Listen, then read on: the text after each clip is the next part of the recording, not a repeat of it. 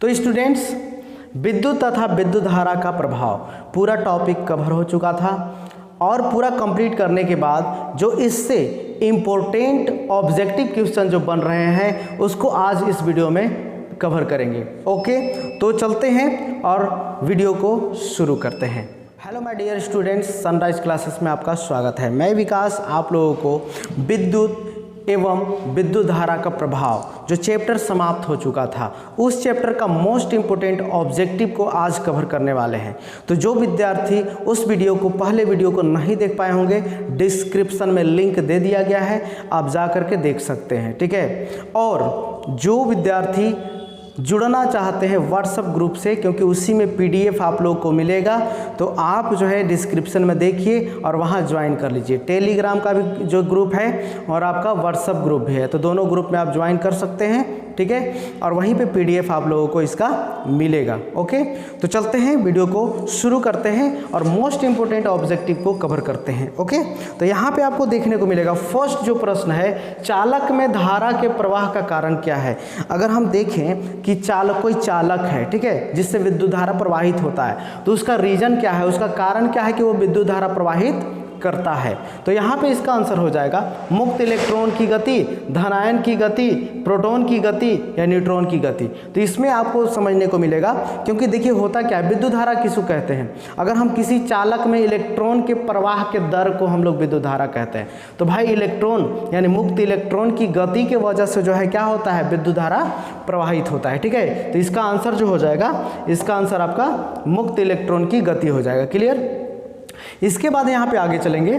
दो कांच की छड़ें रेशम से रगड़ने के बाद स्वतंत्र रूप से क्या जाती लटकाई जाती है। ठीक है, लटकाई जाती है, तो उनके मध्य कौन सा बल कार्य करेगा। यहाँ पे आपसे पूछा जा रहा है कि दो कांच की छड़ है, ठीक है, रेशम से रगड़ने के बाद दोनों को एक साथ लटकाई जाती है, ठीक ना, तो उनके मध्य क्या होगा, आकर्षण होगा, प्रतिकर्षण होगा, पहले आकर्षण फिर प्रतिकर्षण, या उपरोक्त में से कोई नहीं। तो इसका सही आंसर क्या होगा, इसका सही आंसर प्रतिकर्षण होगा, क्योंकि दोनों पर अलग अलग तरह का आवेश उत्पन्न हो जाएगा। क्योंकि कल हम बताए थे कि अगर अलग अलग तरह का आवेश तो दो प्रकार का होता है, एक पॉजिटिव होता है, एक नेगेटिव होता है। अब यहाँ पे आपको बता देते हैं, दोनों पर एक ही प्रकार का अगर आवेश उत्पन्न हो गया तो वो जो है एक दूसरे को प्रतिकर्षित करेगा। अगर दोनों पर अलग अलग तरह का आवेश उत्पन्न हुआ, जैसे कि एक पे प्लस और एक पे माइनस, तो दोनों क्या होगा, आकर्षित करेगा, दोनों आकर्षण होगा दोनों के बीच। ठीक है, यहाँ पे हम लोग यहाँ पे समझते हैं। देखिए,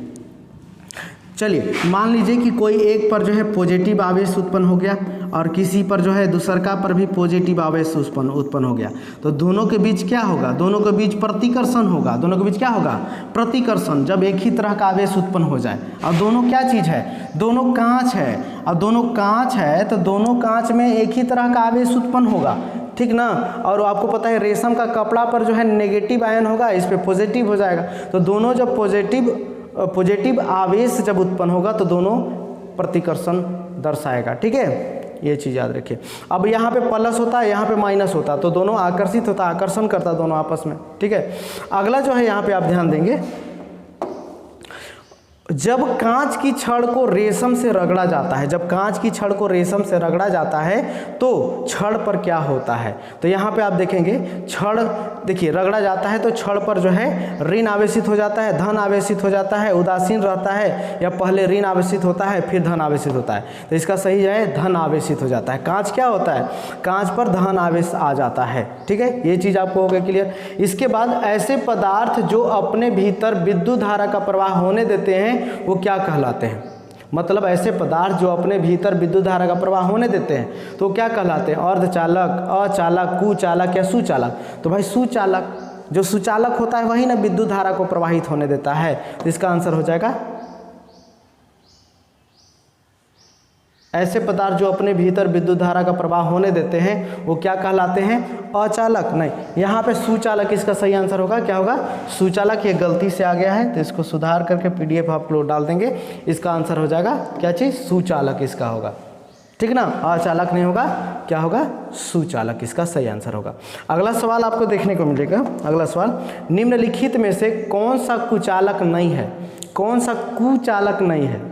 कुचालक कौन होता है? जो विद्युत धारा का प्रवाह नहीं होने देता है, ठीक है। माइका, लोहा, लकड़ी या रबड़। तो लोहा जो है वो कुचालक नहीं है, क्योंकि ये सुचालक है, विद्युत धारा का ये प्रवाह होने देता है, ठीक है। अब अगला जो है, निम्नलिखित पदार्थों में से कौन विद्युत का चालक है? विद्युत का कौन चालक है? तो विद्युत चालक कौन है? चीनी, मिट्टी, अभ्रक, कांच या एल्युमिनियम? तो भाई एल्युमिनियम है, सीधी सी बात है, ये विद्युत धारा का चालन करता है। क्लियर है। अब इसके बाद जो है आगे चलते हैं, निम्न में कौन विद्युत रोधी नहीं है? विद्युत रोधी नहीं है, विद्युत धारा का विरोध नहीं करता है, कौन?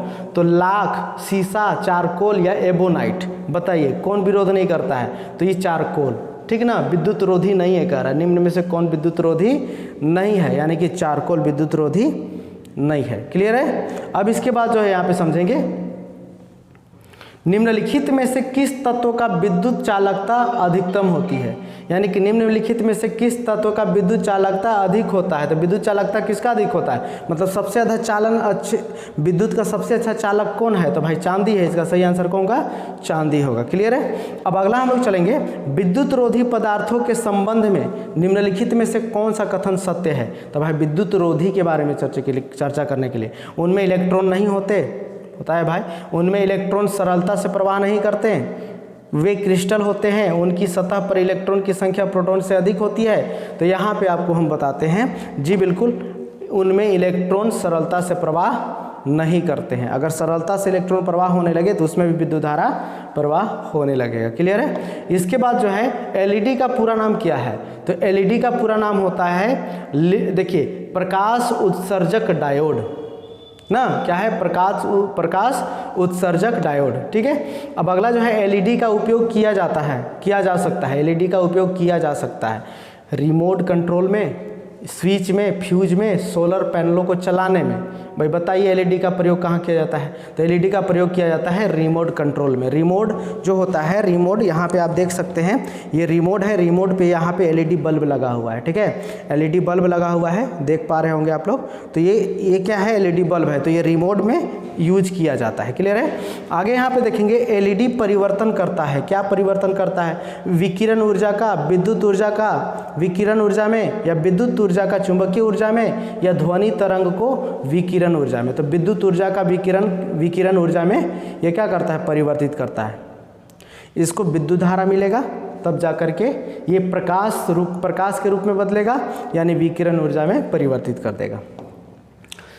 निम्न में से किस युक्ति द्वारा रासायनिक ऊर्जा विद्युत ऊर्जा में रूपांतरित होती है? निम्न में से किस युक्ति द्वारा रासायनिक ऊर्जा विद्युत ऊर्जा में रूपांतरित होती है? शुष्क सेल, लैक्लांसी सेल, वोल्टीय सेल, ये सभी। तो भाई ये सारे सेल जो होते हैं ना, सारे सेल अगर देखा जाए तो सारे सेल जो है ये विद्युत ऊर्जा में बदलते हैं रासायनिक ऊर्जा को। निम्न में से किस सेल को पुनः अवशोषित किया जा सकता है? अवशोषित नहीं, आवेशित किया जा सकता है। आवेशित का मतलब, आवेश का मतलब चार्ज, मतलब पुनः चार्ज किया जा सकता है। शुष्क सेल को, संचायक सेल को, वोल्टीय सेल को, डेनियल सेल को। शुष्क सेल जो होता है ड्राई सेल बोलते हैं, ये नहीं चार्ज होगा। संचायक सेल जो है ना, ये इसको बार बार हम लोग चार्ज करके यूज कर सकते हैं। अगला जो है, ऐसी युक्ति जो सूर्य के प्रकाश की ऊर्जा को विद्युत ऊर्जा में बदल देती है। यानी कि ऐसी युक्ति जो सूर्य के प्रकाश की ऊर्जा को विद्युत ऊर्जा में बदलता है। भाई सोलर होता है, सीधी सी बात है, यानी कि जो है इन सौर सेल, क्या बोलेंगे इसको? सौर सेल होगा, जो कि सूर्य के प्रकाश को विद्युत ऊर्जा में बदल देता है। आगे चलते हैं, कृत्रिम उपग्रह में कौन से सेल प्रयुक्त किए जाते हैं? जो कृत्रिम उपग्रह है उसमें कौन से सेल प्रयोग किए जाते हैं? सौर सेल, बिल्कुल। सौर सेल जो है ज़्यादा समय तक जो है यूज करा जा सकता है। और आपको पता है कि अंतरिक्ष में जब अगर कोई सैटेलाइट चल जाए तो वहाँ पे इसको अगर सेल लगा दिया जाए तो चार्ज जितना समय तक रहेगा उतना ही समय तक काम करेगा। लेकिन सोलर सेल लगा दिया जाए तो सूर्य का प्रकाश उसको मिलते रहेगा, जिससे कि वो चार्ज होते रहेगा और काम करते रहेगा, ठीक है। इसलिए सौर सेल का उपयोग किया जाता है। विद्युत बल्ब कार्य करता है विद्युत धारा के ऊष्मीय प्रभाव पर, विद्युत धारा के चुंबकीय प्रभाव पर, विद्युत धारा का रासायनिक प्रभाव पर, उपरोक्त में से कोई नहीं। तो बताया गया था विद्युत बल्ब जो है विद्युत धारा का ऊष्मीय प्रभाव पर आधारित होता है, ठीक है। इसका सही आंसर ये होगा। निम्नलिखित में से कौन विद्युत का स्रोत नहीं है? तो विद्युत का कौन स्रोत नहीं है? विद्युत जनित्र, रेडियो, बैटरी है। तो रेडियो इसका सही आंसर है, क्योंकि रेडियो से विद्युत धारा प्रवाह जो है नहीं निकलता है बाहर। आगे चलते हैं, निम्नलिखित में से कौन सा उपकरण कार्य करने के लिए विद्युत पर निर्भर करता है, मतलब विद्युत धारा मिलेगा तभी काम करेगा। माइक्रोवेव ओवन, बायोगैस संयंत्र, केरोसिन लैंप या सोलर कुक, यहाँ पे क्या है, निर्भर करता है कह रहा है। तो यहाँ पे माइक्रोवेव ओवन जो है, जो भोजन को गर्म करते हैं, पिज़्ज़ा वगैरह बनाते हैं, माइक्रोवेव कहते हैं उसको, वो विद्युत धारा नहीं मिलेगा तो वो काम करना बंद कर देगा, नहीं काम करेगा, ठीक है। और बाकी केरोसिन लैंप आप जाता है, मिट्टी तेल का जो लैंप होता है वो तो मिट्टी तेल से चलेगा, बायोगैस संयंत्र बायोगैस से चलेगा, सोलर कुकर सूर्य के प्रकाश से चलेगा। लेकिन माइक्रोवेव जो ओवन है वो जो है विद्युत धारा मिलेगा तभी काम करेगा। वह धातु जिस पर विद्युत लेपन किया जाता है उसे बनाया जाता है। भाई वह धातु जिस पर विद्युत लेपन किया जाता है उसे बनाया जाता है क्या पर बनाया जाता है, तो कैथोड पर, ठीक ना, कैथोड पे बनता है वो, ठीक, कैथोड पे आकर के चिपक जाता है। अब यहाँ पे आगे चलेंगे। विद्युत फ्यूज ऐसी युक्ति है जिसका, विद्युत फ्यूज क्या है, ऐसी युक्ति है जिसका गलनांक कम प्रतिरोध अधिक होता है, ठीक है। गलनांक अधिक या प्रतिरोध कम होता है, गलनांक अधिक तथा प्रतिरोध अधिक होता है, गलनांक कम या प्रतिरोध कम होता है। तो इसका सही आंसर फर्स्ट होगा, गलनांक कम होता है और प्रतिरोध अधिक होता है। इसीलिए तो थोड़ा सा ज़्यादा अगर शॉर्ट सर्किट अगर हो जाए तो फ्यूज का जो तार होता है वो तुरंत से पिघल जाता है, इसलिए नुकसान होने से बच जाता है, ठीक है ना। तो फ्यूज का यही काम है, सुरक्षा के दृष्टिकोण से किया जाता है यूज। विद्युत हीटर में उपयोग किया जाता है क्या, नाइक्रोम का तार, बिल्कुल सही है, नाइक्रोम का तार इसका सही आंसर होगा। इसके बाद आगे चलते हैं, चुंबक का गुण क्या होता है। देखिए चुंबक का गुण क्या होता है, अगर चारों ऑप्शन देख रहे हैं, अगर बच्चे लोग ये जो है सवाल आप लोग के लिए छोड़ देते हैं, ठीक ना, इसका जवाब 23 क्वेश्चन का जवाब जो है आप लोग कमेंट बॉक्स में देना है। जो बच्चे लोग जवाब देंगे अगला वीडियो में उनका नाम अनाउंस किया जाएगा, नाम बोला जाएगा, ठीक है ना, याद रखिए। तो ये आपको बताना है 23 क्वेश्चन नंबर 23 आपको क्या करना है, उसका आंसर आपको बता देना है, ठीक है। अस्थाई चुंबक बने होते हैं, अस्थाई चुंबक बने होते हैं, भाई किस चीज़ से बने होते हैं, एल्युमिनियम के, तांबे के, लोहा निकल और कोबाल्ट के मिश्र धातु, तो बिल्कुल सी ऑप्शन सही है, यानी कि लोहा निकल और कोबाल्ट का मिश्र धातु अस्थाई चुंबक बने होते हैं, मतलब ये तीनों मिला करके अस्थाई चुंबक बनता है। इसके बाद विद्युत धारा के चुंबकीय प्रभाव का खोज किसने किए थे, विद्युत धारा के चुंबकीय प्रभाव का खोज कौन किए थे भाई, तो भाई किए थे ऑस्टेंड, कौन थे, ऑस्टेंड, जिसका फिगर दिखाए थे उस वीडियो में, ठीक है। विद्युत चुंबक बनाने में उपयोग किया जाता है, विद्युत चुंबक बनाने में किसका उपयोग किया जाता है, नर्म लोहे का, तांबे का, लकड़ी का या चांदी का, तो इसका जो है आंसर नर्म लोहे का इसका सही आंसर होगा, ठीक है। आज जो है इतना ही है, तो स्टूडेंट्स आज के लिए इतना ही। और ये मोस्ट इम्पोर्टेंट जो है क्वेश्चन है सारे, ये आपके एग्ज़ाम के दृष्टिकोण से बहुत ही महत्वपूर्ण है। तो आप वीडियो अगर यहाँ तक देख लिए होंगे तो वीडियो को ज़रूर लाइक कर दीजिए और अपने दोस्तों के साथ शेयर कर दीजिए, जिससे कि उन लोगों को इस वीडियो का लाभ पहुँचे और NMMS में सारे बच्चे लोग जो है स्कॉलरशिप पाएँ और अच्छे से आगे बढ़ें, ठीक है। इसी के साथ मैं कहना चाहता हूँ, ठीक है, कि डूब कर मेहनत करो, डूब कर मेहनत करो अपने सपनों के लिए, डूब कर मेहनत करो अपने सपनों के लिए, क्योंकि कल जब उभरोगे तो कुछ अलग निखरोगे, ठीक है। तो मिलते हैं फिर नेक्स्ट वीडियो में, तब तक के लिए टेक केयर।